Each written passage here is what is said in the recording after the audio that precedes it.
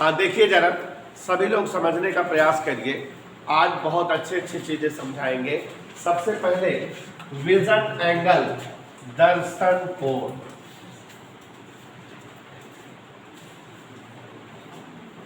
दर्शन कोण, vision angle, ध्यान दीजिएगा क्या होता है दर्शन कोण। देखो बच्चों, किसी भी व्यक्ति को कम से कम 25 सेंटीमीटर तक की दूरी पर स्थित वस्तुएं स्पष्टतया दिखाई देती हैं और इस दूरी को हम स्पष्ट दृष्टि की न्यूनतम दूरी कहते हैं। अब अगर किसी व्यक्ति के नेत्रों से स्पष्ट इसकी न्यूनतम दूरी पर कोई वस्तु रखी हो, माने वस्तु हमारे नेत्रों से कितनी दूरी पर हो, और वस्तु के दो सिरे, एक ऊपर वाला है एक निचला है। नीचे वाले सिरे से एक रेखा खींचो, आंख तक मिला दो, ऊपर वाले सिरे से एक रेखा खींचो, आंख तक मिला दो। तो इसका मतलब वस्तु यह कोण बना रही है नेत्र पर, और यह जो भी कोण बनाएगी नेत्र पर, उसी कोण को दर्शन कोण या विजन एंगल बोलते हैं। तो अब आप समझ गए कि स्पष्ट दृष्टि की न्यूनतम दूरी पर स्थित वस्तु द्वारा नेत्र पर बना कोण दर्शन कोण कहलाता है। यहां ध्यान दीजिएगा, अगर ये कोई एक वस्तु हो AB और अगर ये नेत्र से, यहां नेत्र मान लो I, D दूरी पर रखी हो, रोली कितनी दूरी पर, D माने स्पष्ट दृष्टि के न्यूनतम दूरी, स्पष्ट दृष्टि के न्यूनतम दूरी। वैसे इसका मान कितना होता है प्यारे बच्चों, इधर क्लियर। तो यदि नेत्रों से स्पष्ट दृष्टि के न्यूनतम दूरी पर, ध्यान दीजिएगा जरा, यह हमारी नेत्र है, नेत्र से स्पष्ट दृष्टि की न्यूनतम दूरी पर एक वस्तु रखी हुई है, सारी परिभाषा चित्र में बनी हुई है। ये ई मतलब क्या है शिवांशु, नेत्र। रोली देखो, यहाँ नेत्र है, नेत्र से स्पष्ट दृष्टि की न्यूनतम दूरी पर क्या रखी हुई है, तो वस्तु का ये ऊपरी सिरा है, निचला सिरा। निचले सिरे को आंख से मिला दिए, ऊपरी सिरे को आंख से मिला दे, इसका मतलब वस्तु या नेत्र पर कोण बना रही है, और ये जो भी कोण बनाती है उसे अल्फा से लिखते हैं, और इसी कोण को विजन एंगल या दर्शन कोण कहते हैं। समझ आया कि नहीं? ध्यान से समझो, बड़ी ऊंची बात बता रहे हैं।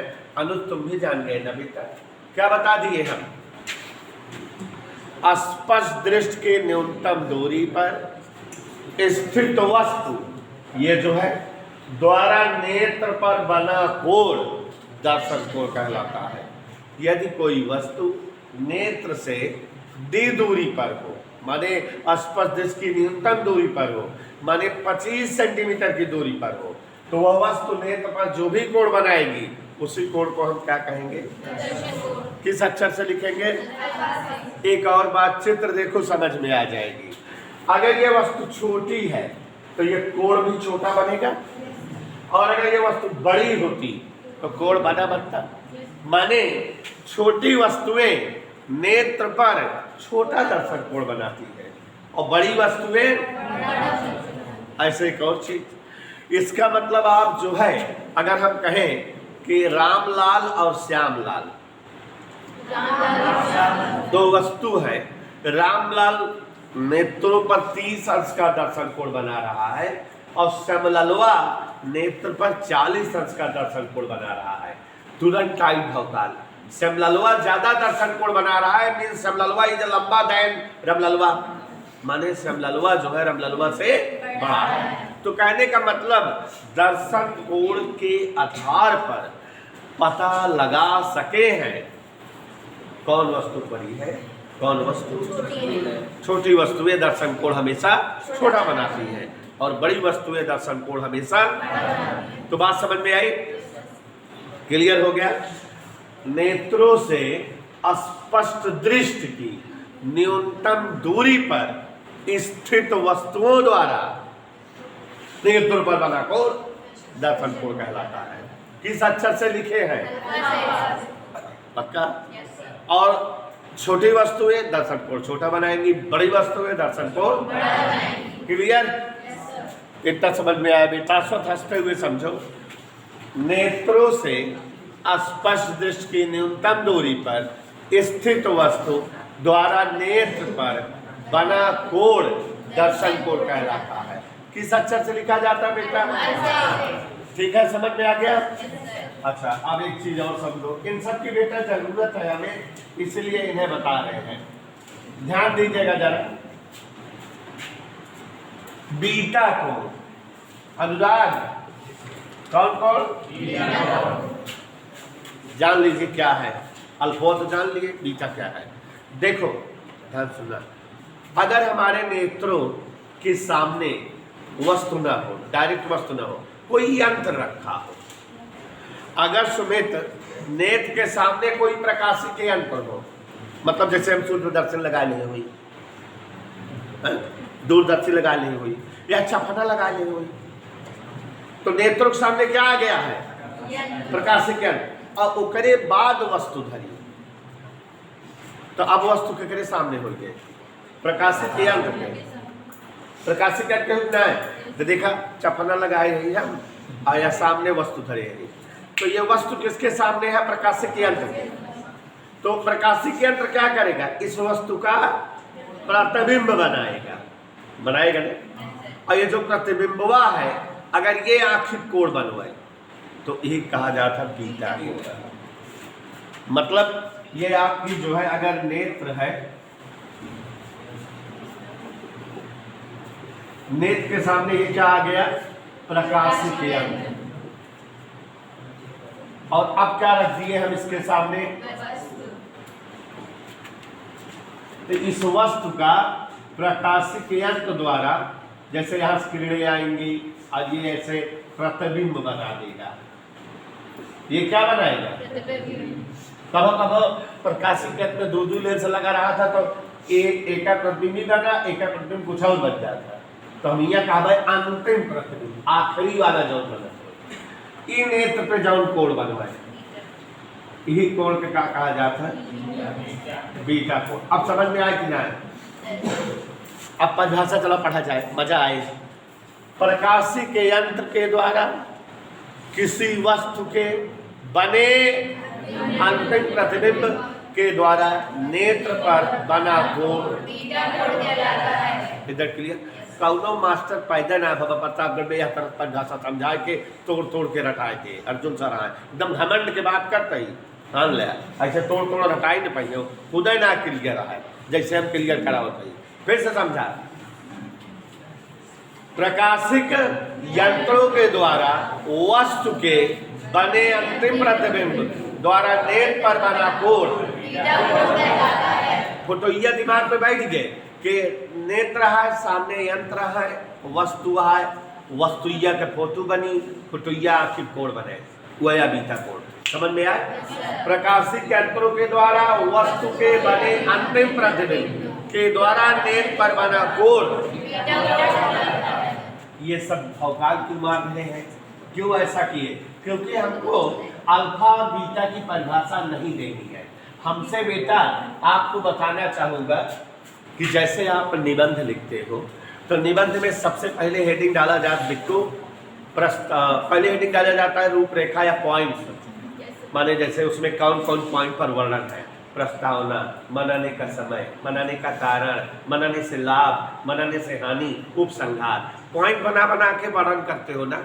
तो वैसे यहाँ इस चैप्टर में मैं प्रकाशिक यंत्रों का वर्णन करूँगा। भगवान कसम, सूक्ष्मदर्शी को वर्णन करेंगे, दूरदर्शी को वर्णन करेंगे, 2 सूक्ष्मदर्शी समझाएंगे, चुटकियों 2 दूरदर्शी समझाएंगे। तो जब सूक्ष्मदर्शी दूरदर्शी समझाएंगे तो हर प्रकाशिक यंत्र का समझाते समय वर्णन 3 पॉइंटों में होगा। पहले रचना बताएंगे, फिर किरण आरेख क्रिया विधि और फिर आवर्धन क्षमता बताएंगे। कई पॉइंट बताएंगे? कौन कौन? रचना कैसे उपकरणवा बनावा, क्रिया विधि कैसे वो फोटोइया बनाता है, और फिर आवर्धन क्षमता। तो ये जो तीसरा पॉइंट है, रियली आप इसको हाई स्कूल में भी पढ़े थे, सूक्ष्मदर्शी दूरदर्शी हाई स्कूल में भी पढ़े हैं, लेकिन हाई स्कूल में जो आवर्धन क्षमता रहती थी वो केवल सूत्र आपको रटा दिया गया था, लेकिन यहाँ इंटर में उन सूत्रों को डिराइव करना पड़ेगा। और आवर्धन क्षमता है क्या, इसे समझाने के लिए इतना लंबा लंतरानी मारे कि आप आवर्धन क्षमता समझ जाओ। ठीक है, क्या समझ जाओ? अब समझ जाओगे। तो आवर्धन क्षमता जरूरी है कि नहीं? क्यों? क्योंकि बिना आवर्धन क्षमता के किसी प्रकाशिक अंक का वर्णन नहीं हो सकता। हर प्रकाशिक अंक के वर्णन में रचना क्रिया विधि प्लस आवर्धन क्षमता। और इंटर में कौन चीज विशेष क्या है? आवर्धन क्षमता। बाकी हाई स्कूल पढ़े या रचना क्रिया विधि, उन्हें बताओ दिक्कत ना होए, आवर्धन क्षमता में कठिनाई बने। चलो हिंदी में लपेटा धरी आवर्धन क्षमता, ध्यान दीजिएगा क्या है, आज मैं रटा ही दूंगा, इसको जान लो तुम लोग। आज न रटा दिया तो फिर बेइज्जती है मेरी। मैग्नीफाइंग पावर, आवर्धन क्षमता। और सुनेशा जी अगर समझा देंगे तभी तो डेरिवेशन मस्त हो पाएगा। जान लो, समझा दें। आवर्धन क्षमता हमको सूक्ष्मदर्शी में भी पढ़ना है, दूरदर्शी में भी पढ़ना है। अंग्रेजी है मैग्नीफाइंग पावर, तो इसलिए इसको यम से लिखा जाता है। किससे लिखा जाता है? रटा दूं, यम बराबर सूत्र होता है बीटवा बटे अल्फवा। अब लोग समझ गए आवर्धन क्षमता। ये भी पकड़ लिए आप लोग कि काहे बीटा और अल्फा में लड़ाई लड़ रहे थे सर जी। बीटा को अल्फा से भाग दे दो तो जो आता है वही आवर्धन क्षमता होती है। माने परिभाषा के हिसाब से बोलना हो तो नक्षत्र के तरीके से बीटा और अल्फा का अनुपात आवर्धन क्षमता कहलाती है। लेकिन बीटा बोलेंगे अल्फा बोलेंगे थोड़ी, बीटा और अल्फा की जो परिभाषा बताई है वो बोलेंगे। मतलब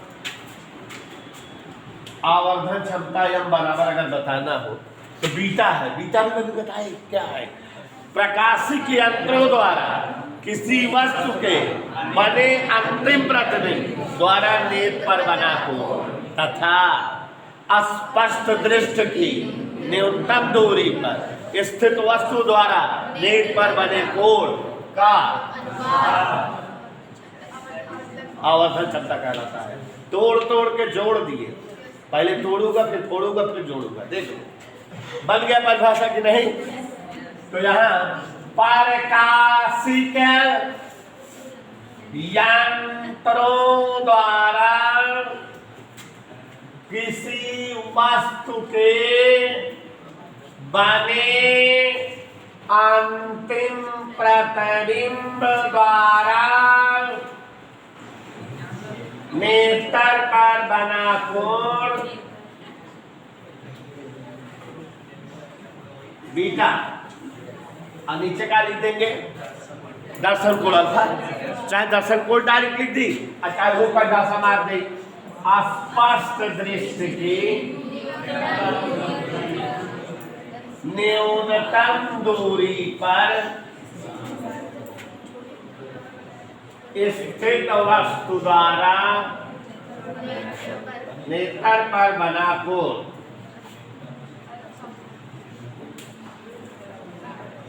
का अनुपात आवर्धन क्षमता कहलाती है। अब जिन कहा जय के ना समझ में आए, तो अब ये समझ में आ गया आप सभी को कि क्यों बेटा हमने बीटा अलग बताया अल्फा अलग बताया। नहीं मजाक मत करना, समझ में आ गया। तो एक बार फिर से, स्पष्ट दृष्टि की न्यूनतम दूरी पर स्थित वस्तुओं द्वारा नेत्र पर बना कोण अल्फा या दर्शन कोण कहलाता है। प्रकाशिक यंत्रों द्वारा किसी वस्तु के बने अंतिम प्रतिबिंब द्वारा नेत्र पर बना कोण बीटा कोण कहलाता है। और दोनों का अनुपात परिभाषा कैसे बनेगी? पूरा मिला के घोट के बनावे का है। प्रकाशिक यंत्रों द्वारा वस्तु के बने अंतिम प्रतिबिंब द्वारा नेत्र पर बने कोण बीटा तथा स्पष्ट दृष्टि न्यूनतम दूरी पर स्थित वस्तु द्वारा नेत्र पर बने कोण अल्फा का अनुपात आवर्धन क्षमता कहलाती है। इधर क्लियर? मजा आ गई? ठीक। तो ये बच्चों आवर्धन क्षमता के बारे में जान गए, बीटा और अल्फा के बारे में जान गए। और एक चीज़ बताएं, जब हमको किसी प्रकाशिक यंत्र की आवर्धन क्षमता निकालनी होगी तो हम पहले अलग से बीटा निकालेंगे, हमारी मजबूरी है, और फिर अलग से अल्फा निकालेंगे, हमारी मजबूरी है, और फिर दोनों भगिया देंगे। ठीक है, तो आवर्धन क्षमता आ जाएगी। डेरिवेशन करने का स्टाइल जान लो कि बीटा अलग से निकालेंगे, अल्फा अलग से निकालेंगे, भगा देंगे दोनों को, फट से आ जाएगा। कह दो हाँ। तो अब आगे देखते हैं। हाँ, यहाँ पर ध्यान दीजिए, जैसा कि हम बता रहे थे आपको कि किसी भी प्रकाशिक यंत्र का अगर वर्णन करना होगा तो प्यारे साथियों, प्रकाशिक यंत्र का वर्णन इंटर स्टाइल में अलग होता है, हाई स्कूल स्टाइल में अलग है। 10th की क्लास में आप लोग अगर हेडिंग वर्डिंग सुनते हो तो सोचते हो कि कह रहे सब तो पढ़े यही नवाज से पहले, नहीं पढ़े लोग। मैं पढ़ाऊंगा तो कहोगे कि हाँ सर ये सब नहीं पढ़े थे। प्रकाशिक यंत्र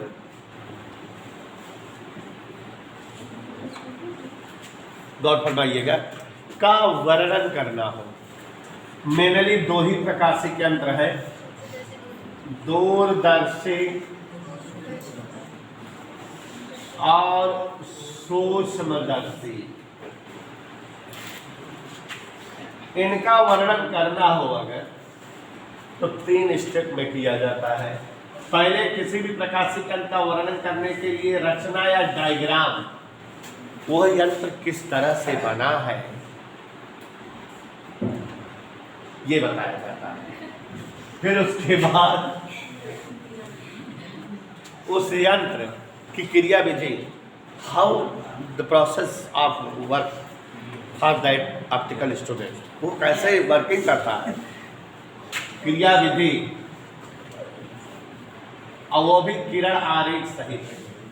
और तीसरा पॉइंट जो कक्षा 12 में मिल रहा है, आवर्धन क्षमता, उस उपकरण की आवर्धन क्षमता। तो बच्चों, किसी भी प्रकाशिक यंत्र का वर्णन करना रहेगा तो अंकित जी बड़ा मात्रा लगा के पहले उस उपकरण का क्या बताना रहेगा, फिर क्या बताना रहेगा, और प्रकाशिक यंत्र कई थी मेन सूक्ष्मदर्शी और ऐसे समस्त प्रकाशिक यंत्र जिनके द्वारा अनिंद जोड़ी से छोटी वस्तु का कई गुना बड़ा स्पष्ट चमकीला प्रतिबिंब बनाया जावे, सूक्ष्मदर्शी कहलावे। और ऐसे समस्त उपकरण जिनके द्वारा दूर स्थित वस्तुओं का स्पष्ट चमकीला प्रतिबिंब देखा जावे, दूरमदर्शी कहलावे। अब बच्चों, आपको मैं पहले सूक्ष्मदर्शी का वर्णन कराऊंगा, तो आपके कोर्स में 2 प्रकार का सूक्ष्मदर्शी पढ़ना है। देखो, सिंपल माइक्रोस्कोप, सरल सूक्ष्मदर्शी, यौगिक या संयुक्त माइक्रोस्कोप, कंपाउंड माइक्रोस्कोप।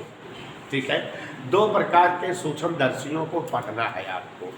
सरल सूक्ष्मदर्शी नामवा ही सारा रहा है तो विचार सरल हो। या एक दुनिया में सबसे पहले रोजर बेकन ने सरल सूक्ष्मदर्शी बनाया था। कौन?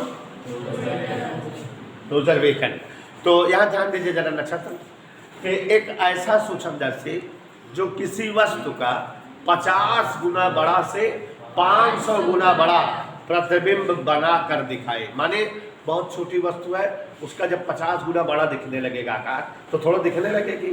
और ये सूक्ष्मदर्शी कितना बड़ा तक करके दिखा सकता है? 500। तो ऐसे समस्त सूक्ष्मदर्शी जो वस्तुओं को 50 गुना बड़ा से 500 गुना बड़ा प्रतिबिंब दिखाएं, वे जो है सूक्ष्मदर्शी क्या कहलाते हैं? इधर क्लियर? ऐसे समस्त प्रकाशिक यंत्र जो किसी छोटी से छोटी वस्तु का 50 गुना बड़ा से लेकर 500 गुना बड़ा तक प्रतिबिंब दिखलावें, उन्हें हम क्या कहते हैं? आज आपको सरल सूक्ष्मदर्शी के बारे में पढ़ाते हैं। तो बेटा, सरल सूक्ष्मदर्शी का क्या क्या बताएंगे हम?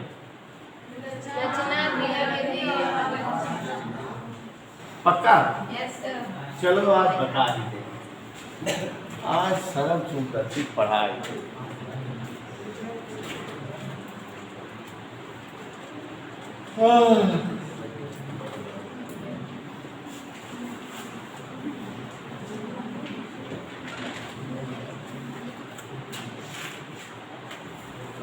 सरल सूत्रदर्शी, सिंपल।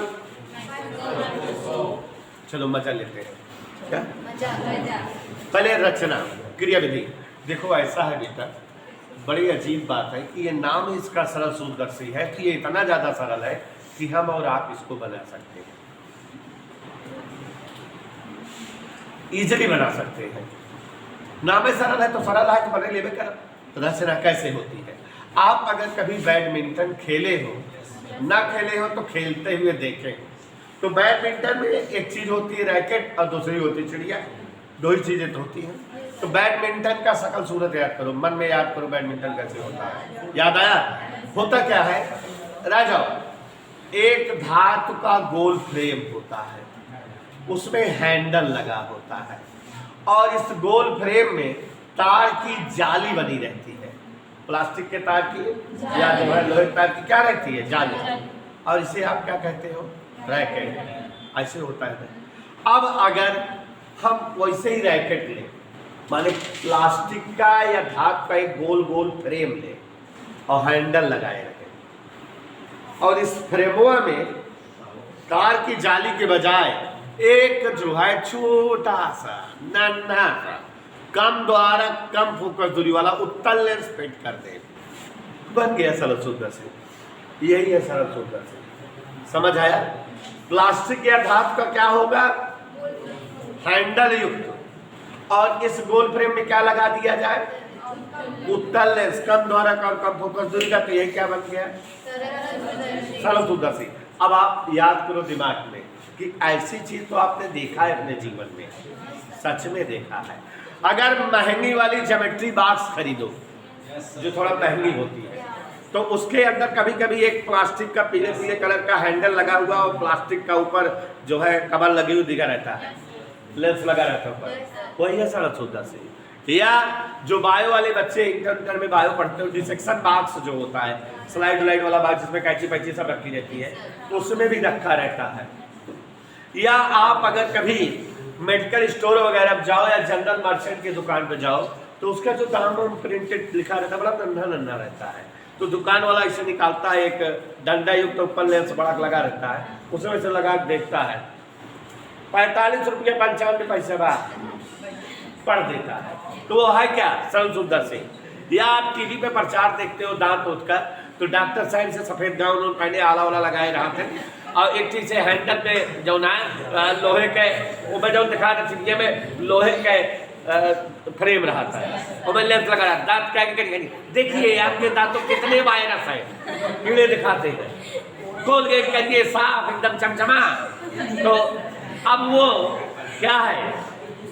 सरल सूत्रदर्शी। या आप घड़ी साज की दुकान पे जाओ, कहा जो घड़ी बनाने वाले होते हैं, अगर कभी घड़ी बनवाने गए हो, वैसे मुश्किल है सब लोग गए हो, तो घड़ीवा वाले घड़ीवा ले थे, हाथों में धारा थे और अखिया में ढक्कन लगा होता है। पेन कैसे पेन की तरह ढक्कन रहता है, ढक्कन प्लास्टिक से निकला रहता है, अखिया में से फंसा गए थे, ऐसे ढक्कन इस रहा था, अगवा में लेंस लगा रहा, हुआ सरल सूत्रदर्शी। और इसे देखा था तो घड़ीवा क्या औजारवा सब बड़ा बड़ा दिखा था नट बोल्ट और फिर कचकस का कस कह रही ठंडी था तो ढील था, तो वो क्या है जो अखिया में ढलका लेते। तो अब आप समझ गए, क्या समझ गए? सरल सूत्रदर्शी एक ऐसा प्रकाशिक यंत्र है जिसके द्वारा किसी छोटी से छोटी वस्तु का 50 गुना बड़ा से लेकर 500 गुना बड़ा तक प्रतिबिंब प्राप्त किया जाता है। यह उपकरण ज्योमेट्री बॉक्स में, डिसेक्शन बॉक्स में, जनरल मर्चेंट या मेडिकल स्टोरों पर, घड़ी साज की दुकानों पर पाया जाता है। इस उपकरण में प्लास्टिक या धातु का एक गोल फ्रेम जिसमें और इस गोल फ्रेम में कम द्वारक और कम फोकस दूरी का उत्तल लेंस, यही क्या होता है?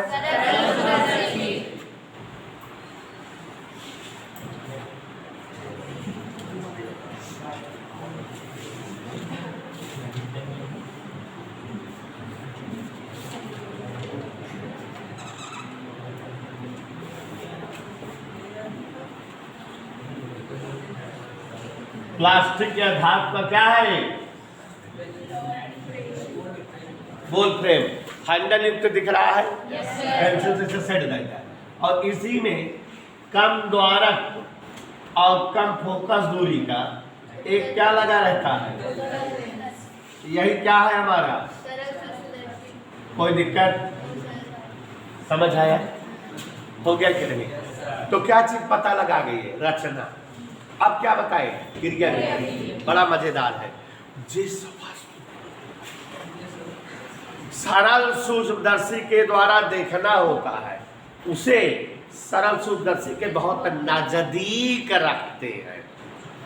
माने देखा तो ना यार, ऐसे लगाए तो देखा जाता है। तो माने जिस वस्तु को सरल सूक्ष्मदर्शी के द्वारा देखना हुए है उस वस्तु को सरल सूक्ष्मदर्शी के बहुत, ठीक है, कहाँ रखते हैं? लेंस के प्रकाशिक केंद्र और प्रथम फोकस के बीच में। तो ऐसे फोटो बनती है। देखो चलो इधर, कम द्वारा कम फोकस दूरी का क्या है? ये सरल सूक्ष्मदर्शी वाला दिखाई दिया कि नहीं सबको? ये इसका मुख्य दिखाई दे रहा है। और यहाँ पर जो है कहीं प्रथम फोकस होगा, यहाँ 2f1 होगा, आप जान रहे हो यहाँ पर कहीं f2 वगैरह होगा। ऐसे तो होता है। जिस वस्तु को सरल सूक्ष्मदर्शी के द्वारा देखना होता है उस वस्तु को सरल सूक्ष्मदर्शी के बहुत नजदीक उत्तल लेंस के प्रकाशिक केंद्र और प्रथम फोकस के बीच में समायोजित करते हैं। यहाँ रख दिए। तो ये वस्तु ए भी है कि नहीं बेचारी? अब क्रिया विधि देख रहे हो ना, जब कोई वस्तु लेंस के सामने रखी जाती है तो दो प्रकार की प्रकाशिक किरणें लेंस पर आपतित होती हैं, अपवर्तन के बाद उनका प्रतिबिंब बनता है। तो आप समझ रहे हो एक किरण कैसे चली? मुख्य अक्ष के समांतर। अपवर्तन के पश्चात कहाँ जाएगी? द्वितीय फोकस से गई कि नहीं गई? दूसरी किरण कहाँ से जाएगी? दोनों कहीं कट रही है? कहीं नहीं कट रही, कहीं आगे जो है कट नहीं रही है। पीछे बढ़ाएं तो ये काटेंगी एक दूसरे को न, तो पीछे क्यों बढ़ाओ?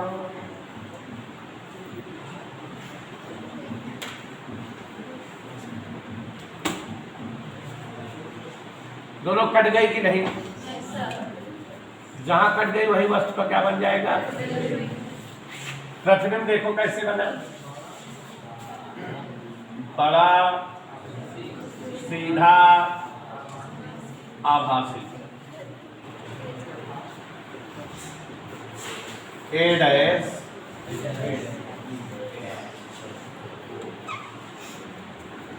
समझ आया? और बच्चों यही तो क्रिया विधि हो गई। जिस वस्तु को सरल सूक्ष्मदर्शी के द्वारा देखना होता है उस वस्तु को सरल सूक्ष्मदर्शी के बहुत निकट लेंस के प्रकाशिक केंद्र और प्रथम फोकस के बीच रखते हैं। एक किरण मुख्य के समांतर चलती है, द्वितीय फोकस से जाती है। एक किरण प्रकाशिक केंद्र से चलती है, उसी मार्ग से आगे बढ़ जाती है। दोनों किरणें पीछे बढ़ाए जाने पर एक दूसरे को ए डैश पर मिलती हैं। वस्तु का बड़ा वस्तु से सीधा और आभासी प्रतिबिंब ए डैश बी डैश प्राप्त हो जाता है। और यह प्रतिबिंब यहाँ आप जो है नेत्र लगा के देख लेते हैं।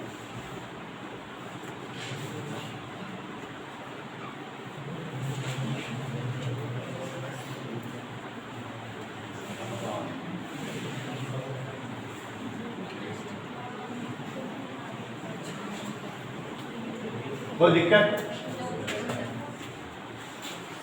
दिखाता है ना? ठीक है। तो अब जैसा कि स्वाति नक्षत्र ये जान रहे हो, रचना वो होंगे, प्रज्ञा विधि होंगे। अब जरूरत कितना का है? आवर्धन क्षमता या बराबर का होता है? बीटा पाना, बीटा हेरी और बीटा देखा। बीटा का होता है? परिभाषा याद करा, प्रकाशिक यंत्र द्वारा वस्तु के बने प्रतिबिंब द्वारा नेत्र पर बना को। तो प्रकाशिक यंत्र ये है, वस्तु ये बात प्रतिबिंब ये है, ए जाऊन कोण बनवा दो ना मजा है। तो ए डैश बी डैश देखा, यह कोण बनवा यह कोणा बीटा, प्रतिबिंब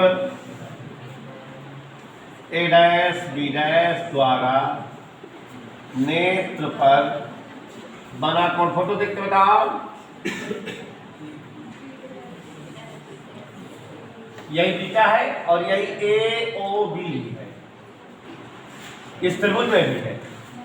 अच्छा एक चीज ये बताओ, ये क्या है? वस्तु की दूरी है प्रकाशिक केंद्र से, किस अक्षर से लिखी जाएगी? और ये क्या है? मजा है। अगर हम त्रिभुज ए बी ओ में चले, त्रिभुज tan निकाले इसका, tan बीटा बराबर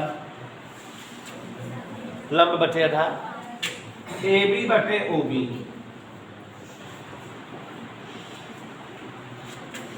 हाँ, अगर लेंस छोटा है तो कोण भी छोटे होंगे, और जब कोण छोटे रहते हैं तो मैथ याद करो, त्रिकोणमितीय अनुपात हट जाते कि नहीं?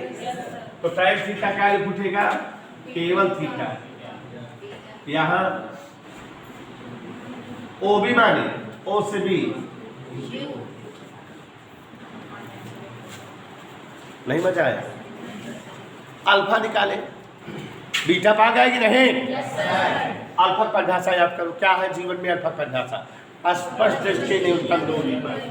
माने ये वस्तुया जो है, ऐसे वस्तुया ए बी अखिया पे जो कोण बनवाए वह अल्फा की ना है, लेकिन वस्तुया कितने दूरी पर है? डी दूरी पर। जब वस्तु स्पर्श दृष्टि के न्यूनतम दूरी पर होती है तो वो नेत्र पर जो कोण बनाती है वही तो अल्फा होता है। बीटा ढूंढ लिया हूं, इस त्रिभुज से देखो, tan अल्फा बराबर लंब बटे तो ए बी बटे, इधर क्लियर। छोटा होगा तो अल्फा आ जाएगा,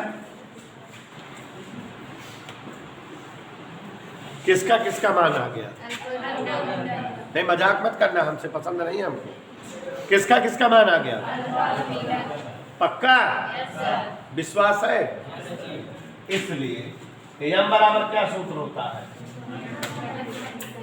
तो यम बराबर बीटा जगह अल्फा जगह ए बी कट गिरना है, मजाक जिन कर जाए करता ही ए बी नीचे का है, माने सूत्र आ गया कि ना, डेरिवेशन हो गया ना। तो हमेशा जान लेना जो है सुसिमती कि आवर्धन क्षमता का इसी तरह से सूत्र आता है। ध्यान दीजिएगा, क्रियाविधि समझ में आई कि जब जो है प्रकाशिक यंत्र माने लेंस के प्रकाशिक केंद्र और प्रथम फोकस के बीच कोई वस्तु ए बी स्थित होती है तो एक किरण मुख्य अक्ष के समांतर चलती है लेंस के द्वितीय फोकस से, एक किरण प्रकाशिक केंद्र से, दोनों पीछे बढ़ाए जाने पर ए डैश पर कटती हैं। वस्तु से बड़ा आभासी सीधा ए डैश बी डैश प्रतिबिंब बनिंग। और अब ये क्रियाविधि हो गई, ए बी की दूरी यू, प्रतिबिंब की दूरी भी। इतना मजा आया? तो उसके बाद हमको जो है बीटा और अल्फा ढूंढना है। तो ये अंतिम फोटो दिख रही है या और कोई फोटो है? तो यही तो नेत्र पर कोण बना दे तो वही तो बीटा है, परिभाषा बताए हैं। तो ये देखो नेत्र पर ये यहाँ ओ पर दिखाई दे रहा है बीटा, इधर क्लियर। और ए बी ओ में भी बीटा है, तो tan बीटा बराबर ए बी बटा ओ बी माने बीटा निकाल दिया। अल्फा परिभाषा बताया जा चुका है कि स्पर्श दृष्टि के न्यूनतम दूरी पर स्थित वस्तु जो कोण बनाए, हमेशा हर डेरिवेशन में अल्फा ऐसे निकालेंगे, ऐसे निकालेगा अल्फा अलग से, तो उसमें नहीं मिलेगा। क्यों? क्योंकि उसमें वस्तु स्पर्श दृष्टि की न्यूनतम दूरी नहीं रखती है, वस्तु लेंस के सामने रखती है, इसको अलग से निकालना पड़ेगा बना के फोटो। तो इसलिए समझा दिए क्या है अल्फा। तो tan अल्फा बराबर इतना, अल्फा बराबर इतना, तो तुरंत एम का मान आ जाएगा। लेकिन बच्चों ये डेरिवेशन नहीं होगा। यम बराबर आ गया, बट ये पूरे डेरिवेशन नहीं है। हर डेरिवेशन में 2 लाइन आगे बढ़ेंगे। जब डेरिवेशन आ जाएगा तो हर डेरिवेशन में 2 लाइन। सुन लो क्या क्या। ये जो अंतिम प्रतिबिंब बना है ये 2 जगह बन सकता है। या तो ये प्रतिबिंब अनंत पर बने, माने बहुत दूर बने, या हो सकता है कि यह प्रतिबिंब हमारी आंख की डी दूरी पर बने, हमें दिखाई दे। तुम्हारे अंतिम प्रतिबिंब बनने की क्या कंडीशन? 2 कंडीशन। या तो प्रतिबिंब कहां पर बनेगा, और या तो प्रतिबिंब डी दूरी बनेगा। हर डेरिवेशन में 2 डेरिवेशन लगाओगे। इसके बाद 2 कहानी माने 2 पार्ट करके, यदि अंतिम प्रतिबिंब अनंत पर बने, पहला पार्ट, और दूसरा यदि अंतिम प्रतिबिंब स्पष्ट दृष्टि की न्यूनतम दूरी पर, हर डेरिवेशन में। तो इसमें भी करते हैं, तो चलो उसमें देखो। नंबर 1, हालांकि डेरिवेशन हो गया, लेकिन चले 2 पार्ट। यदि अंतिम प्रतिबिंब कहां पर बने? अनंत पर बने।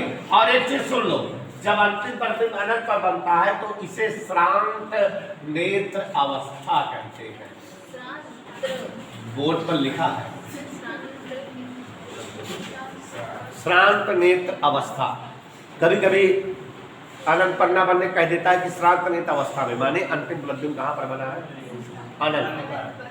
ठीक है, तो यहां देखो प्रतिबिंब v बराबर कहां बन रहा है ना? अच्छा एक चीज ये बताओ, बुझौलिए ला बुद्धि के चीज, कि जब कौनो वस्तु नेत्र के सामने रखी बा और का फोटोइया अनंत में बनत बा, तो क्या मतलब हम समझ जाए चाहिए कि वस्तुइया धरी कहाँ बा? फोकस पे धरी बा। काहे? अनंत में प्रतिबिंब तभी बना था जब वस्तु कहाँ पर हो था? नहीं याद है? बताए नहीं है? तो इसका मतलब जो है वस्तु कहाँ पर रखी है? ठीक है ना? अगर अंतिम प्रतिबिंब अनंत पर बन रहा है तो ये जो वस्तु है नेत्र लेंस के कहां पर है? यही तो लेंस के फोकस पर है कि नहीं? क्योंकि फोकस पर स्थित वस्तुओं का प्रतिबिंब ही अनंत पर बनता है। समझ आया कि नहीं? तो आवर्धन क्षमता निकालो, यम बराबर क्या सूत्र आया है? तो डी अपान यू की जगह क्या लिखोगे? डेरिवेशन हो गया।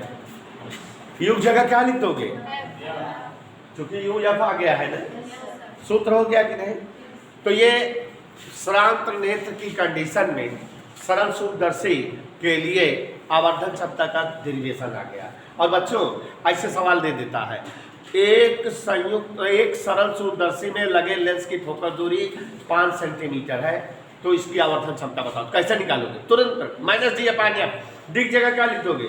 25, एफ की जगह 5, उत्तर आया माइनस। धड़ाक से आ जाएगा कि नहीं?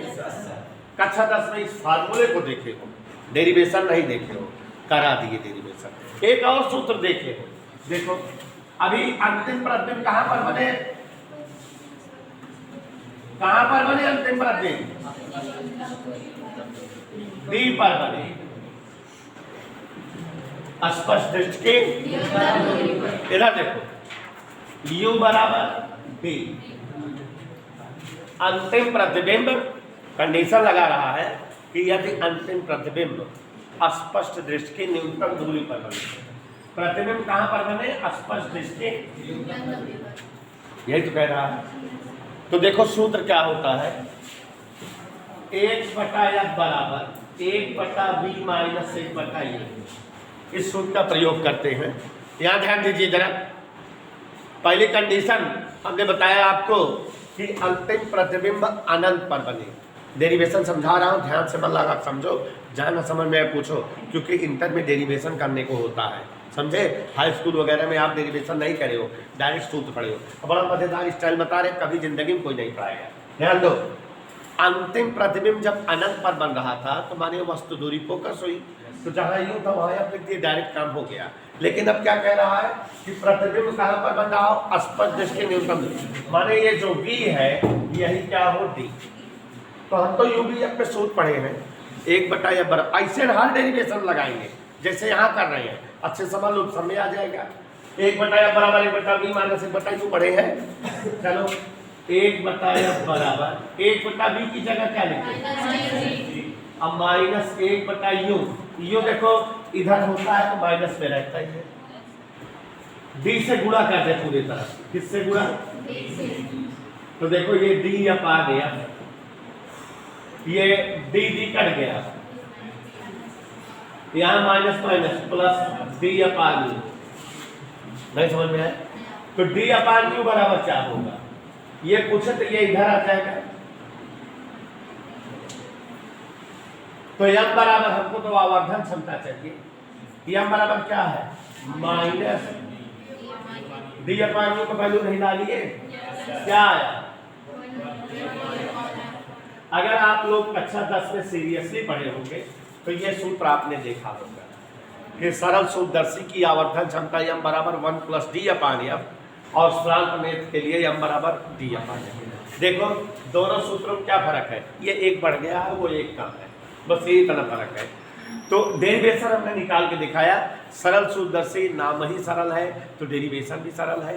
संयुक्त सूत्रदर्शी नाम कठिन रहेगा तो उसका डेरिवेशन कठिन रहेगा। हमको बेटा 3 डेरिवेशन इसके अलावा और पढ़ाने हैं, संयुक्त सूत्रदर्शी, खगोलीय दूरदर्शी और परावर्तक दूरदर्शी। कल जो है हो सका था लेसन हम खत्म करे के प्रयास करिए, 6:30 से क्लास रहे। तो यहाँ ध्यान से समझ रहे हो ना? सरल सूत्रदर्शी के लिए आवर्धन क्षमता सूत्र आ गया कि नहीं? क्लियर हो गया ना?